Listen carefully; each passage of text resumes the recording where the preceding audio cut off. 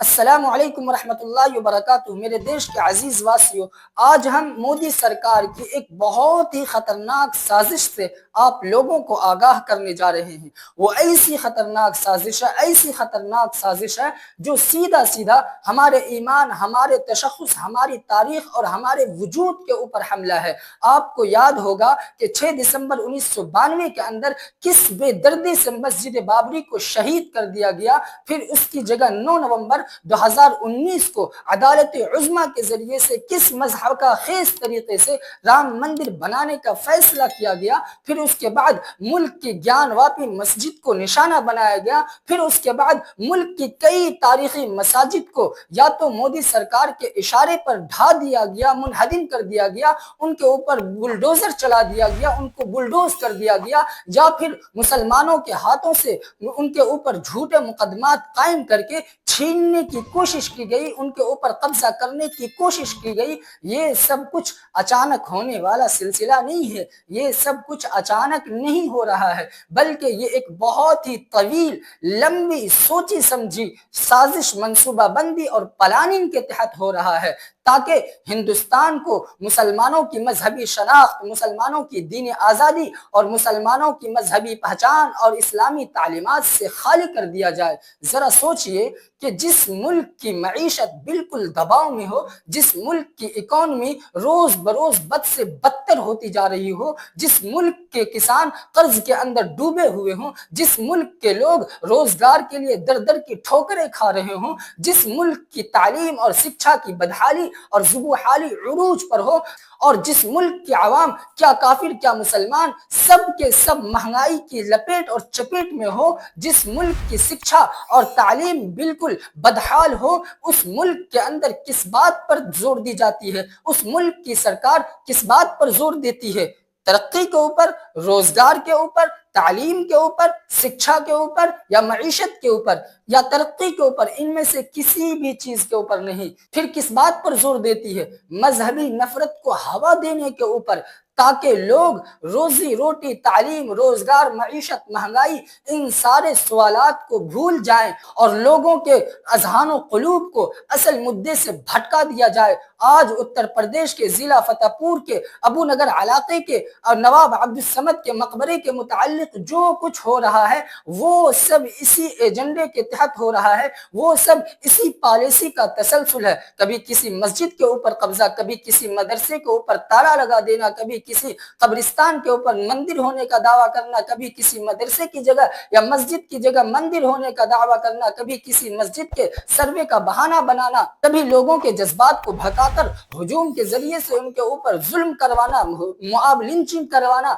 ये सब कुछ मोदी सरकार के इसी एजेंडे का हिस्सा है, जो मुसलमानों को, जो मुसलमानों की दीनी आज़ादी को और मुसलमानों की मजहबी शनाख्त को और मुसलमानों की इस्लामी तालीमात को मिटा देना चाहती है, जो मुसलमानों के दीनी मराकिज, मुसलमानों की तारीखी मसाजिद, मुसलमानों के मदारिस को मिटा देना चाहती है, मुसलमानों की इस्लामी तालीमात को ख़त्म कर देना चाहती है। इसलिए इस बात को आज हमें अच्छी तरह समझना होगा। और ये जो फतेहपुर के अबू नगर इलाके के अंदर जो कुछ हो रहा है, ये सिर्फ एक मकाम का मसला नहीं है, बल्कि ये हमारे वजूद और हमारी आने वाली नस्लों की दीनी आज़ादी का सवाल है। इसलिए आज हमें आवाज़ उठानी होगी। अगर आज हमने आवाज़ न उठाई तो कल हमारे वजूद को भी मिटाने की कोशिश की जाएगी, और हमारी आने वाली नस्लों के लिए ईमान बचाना मुश्किल ही नहीं बल्कि नामुमकिन हो जाएगा। फतेहपुर के अबू नगर इलाके के मकबरे के मुताल्लिक नवाब अब्दुल समद के मकबरे के मुद्दे के ऊपर आवाज़ तो उठाई गई है, लेकिन उस पैमाने पर नहीं उठाई गई है जिस पैमाने पर उठानी चाहिए। बस अपोजिशन जमात के गिने चुने नेताओं ने पूरी ताकत और कुव्वत के साथ इस मुद्दे को उठाया है। आपको मैं बताता चलूं कि उत्तर प्रदेश के जिला फतेहपुर के अबू नगर इलाके के नवाब अब्दुल समद के मकबरे के ऊपर हिंदू तंजीमों ने चढ़ाई की और मकबरे के अंदर घुसकर तोड़ फोड़ की, शोर मचाया और पूजा की। ये सब कुछ पुलिस की नाकों के नीचे हो रहा था। पुलिस खामोश तमाशाई बनी बैठी थी। इस वाकये को अंजाम देने का कलीदी किरदार ये फतेहपुर के सदर जो है मुकुल लाल यादव, वो उन्होंने क्या कुछ कहा, पहले इस वीडियो को देखिए, फिर उस हादसे को। हमारी सरकार नहीं है कि आप गोली चलवा दोगे, और आपकी हिम्मत है तो आज गोली चलवा कर देखिएगा। अरे बार बार कह रहा हूँ आपको।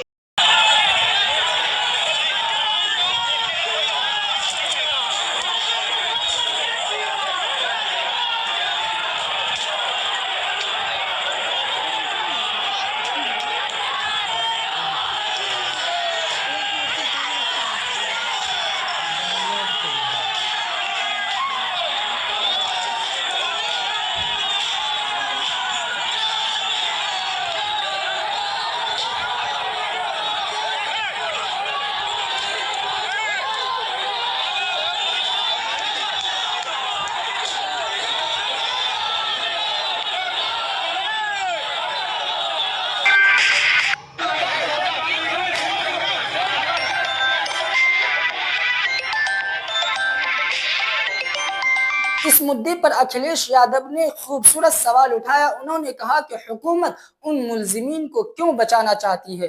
क्या ये महज चंद शरपसंद अनासिर का काम है, या फिर इक़्तिदार आला की कुर्सी से जुड़ा हुआ एक बहुत बड़ा मंसूबा है? ये सवाल आज हर बाशऊर हिंदुस्तानी के दिल में होना चाहिए। देखिए अखिलेश यादव ने क्या कुछ कहा। भारतीय जनता पार्टी की पूरी विचारधारा अंग्रेजों से दी गई है, डिवाइड एंड रूल, हिंदू मुसलमान के बीच में नफरत फैलाना। अगर हम हक की बात करें तो हिंदू मुसलमान को आगे कर देना।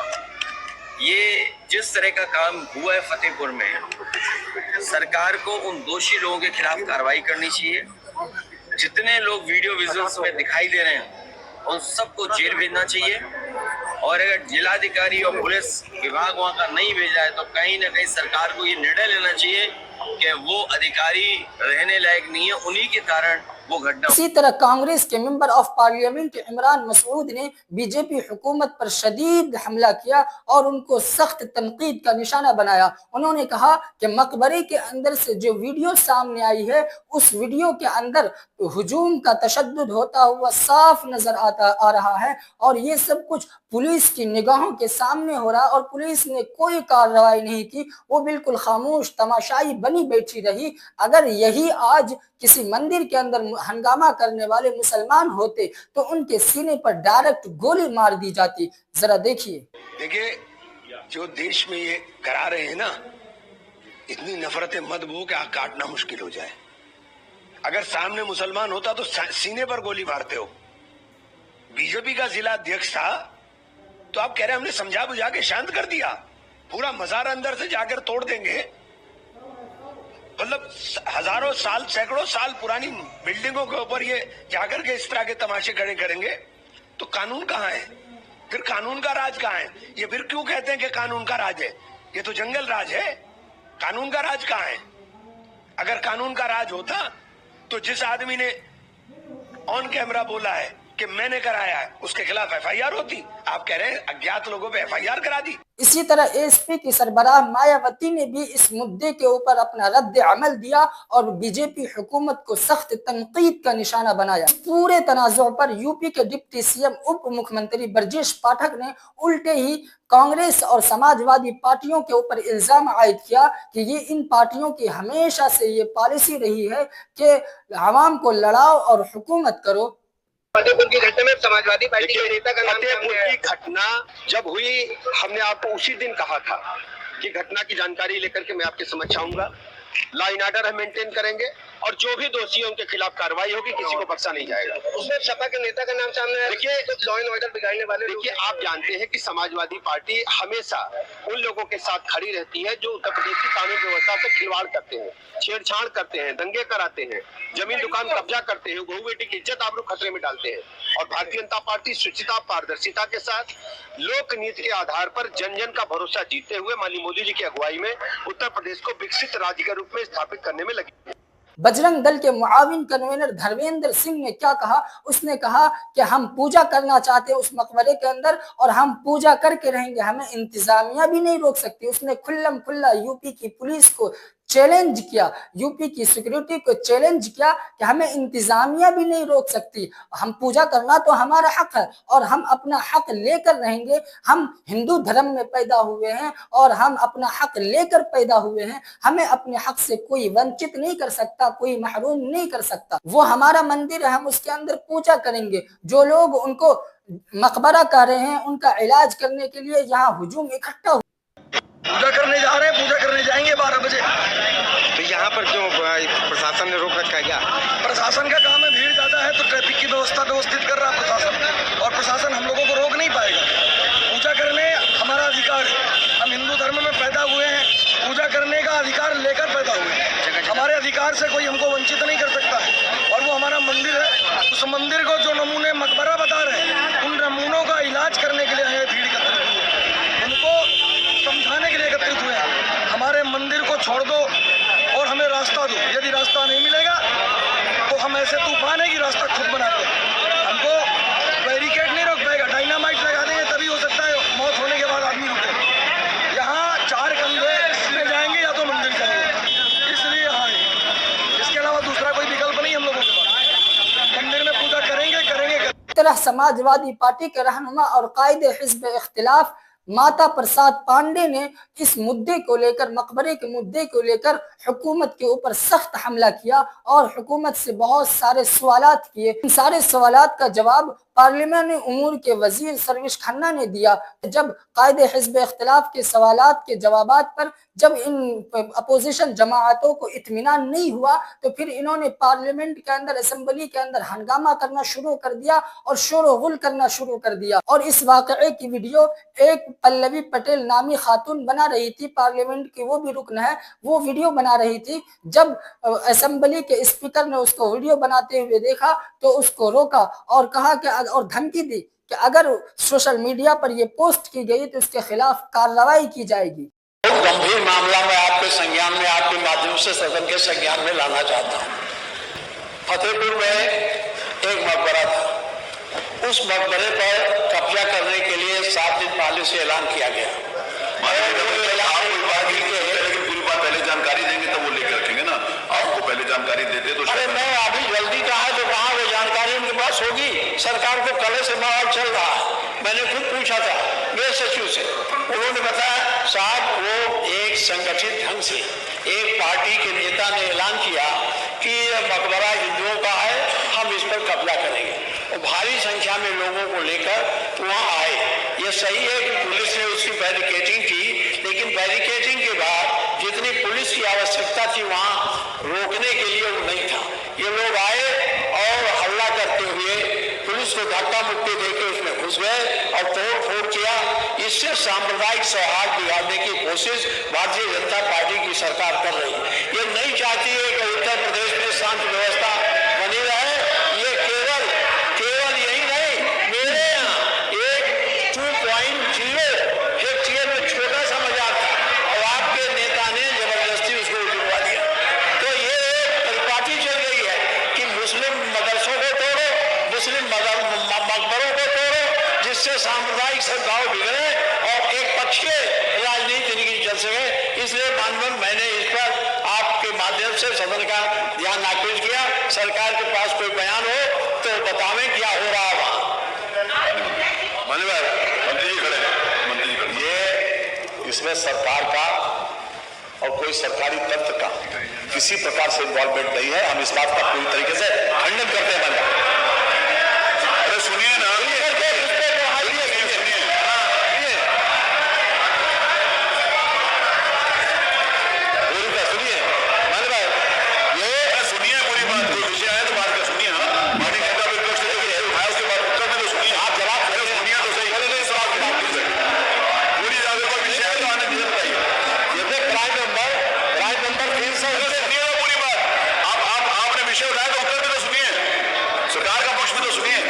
क्राइम नंबर 3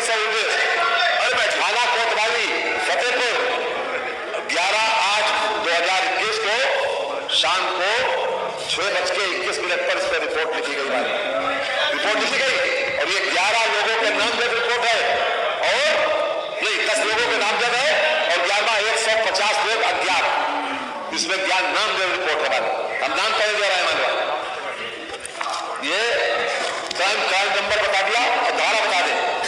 भारतीय न्याय संहिता 190, 191(2), भारतीय न्याय संहिता BNS 191(3), भारतीय न्याय संहिता BNS 301, 196, आपराधिक कानून संशोधन 7 क्रिमिनल लॉ अमेंडमेंट एक्ट 7, सार्वजनिक संपत्ति नुकसान निवारण अधिनियम 2 और सार्वजनिक संपत्ति नुकसान निवारण अधिनियम 3।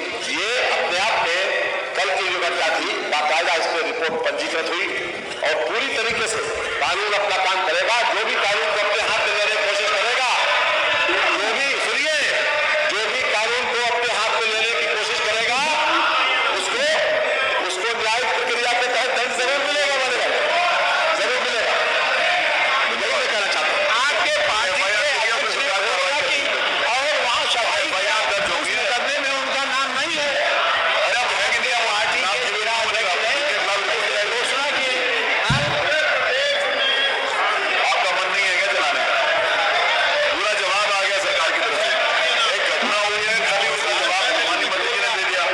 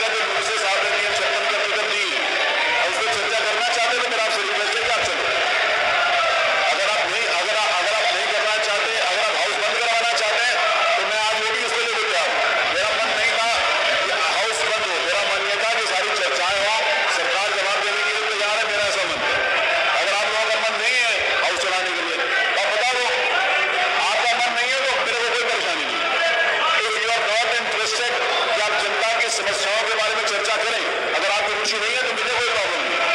मैं आपको पूरा अवसर दे रहा हूँ। आपको अगर आपको बोलना है तो आपकी बात आई है तो ऐसे इस प्रकार का राजनीति कर रहा हूँ। सॉरी, मैं आपको इस बात की इजाजत नहीं देता। नेता प्रतिपक्ष ने कोई विषय उठाया, माननीय संसदीय मंत्री ने उसका जवाब दिया कि कल ही FIR करा दी गई है और जिनके खिलाफ FIR कराई है उनके खिलाफ कार्रवाई की जा रही है। ये सारी बात आ गई। फिर हमारे बैरिस्टर असदुद्दीन ओवैसी साहब कहाँ पीछे रहने वाले हैं, उन्होंने क्या कहा वो भी जरा सुनिए। फतेहपुर का देखिए, ये फतेहपुर का जो मकबरे पे हमला करके उन खबरों को डैमेज किया गया, दरगाह के अंदर जाकर वहां पर बेहुरमती की गई, ये बीजेपी जो खेल खेल रही है ना, ये इनको ही नुकसान होगा सियासी तौर पर हर एतबार से। ये जो बीजेपी एक माहौल बनाकर इस तरह के ग्रुप्स को बीजेपी कहती है कि जाओ पुलिस कुछ नहीं करेगी, तो पुलिस के सामने तमाशा हो रहा है। 6 दिसंबर में इसी हुआ था, हर जगह इसी हो रहा है, अभी भी हो रहा है। और बाद में आप विधानसभा में कहते हैं नहीं इतने लोगों में केस बुक करें। अरे केस बुक करना, अगर आप किसी की जान ले लेंगे, किसी के खबर पर आप तोड़ देंगे और फिर उसके बाद हम केस बुक करें बोलेंगे आप, तो फिर आप क्यों रखते पुलिस को? हटा दीजिए पुलिस, बाद में बोलिए हम केस बुक कर लेंगे।